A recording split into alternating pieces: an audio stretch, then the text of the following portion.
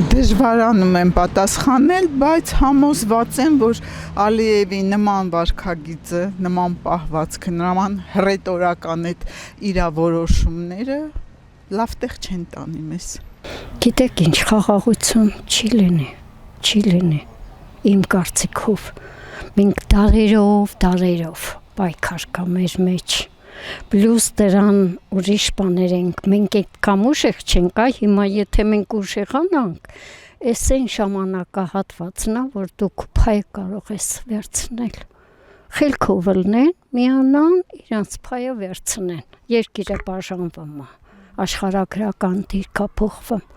ուշեղացեք, գրեք, եղեք էլի այն հզոր ազգը։ Քանի այդ Ղարաբաղի հարցը կա, դժվար է խաղաղությունն լինի։ Անդադ այդ բանը բարձրացնեն այդ հարցը էլի։ Եթե Ալիևը մեռնի հարգի կլի։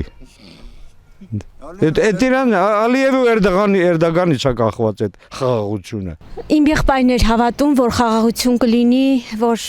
պատերազմը կդադարի, որ կունենանք մեծ նվաճումներ, դիրքեր կգրավենք, բայց ցավոք սրտի չեղավ իր ցանկությունը։ Ես մի ձևի այս երկրի ապագան չեմ տեսնում նորմալ վիճակում։ Որպեսզի խաղաղության մասին խոսենք, մենք պիտի լինենք ուժեղ բանակով։ Իմ կարծիքով երկար չի տևի, որովհետև երկիրը խառնված է։ Եթե մեր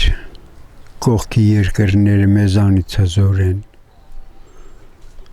մենք ինչով կարանք համոզված ենք, որ խաղաղություն ալնելու։ Դա շատ դժվար բան է։ Մենակ ասելով չի։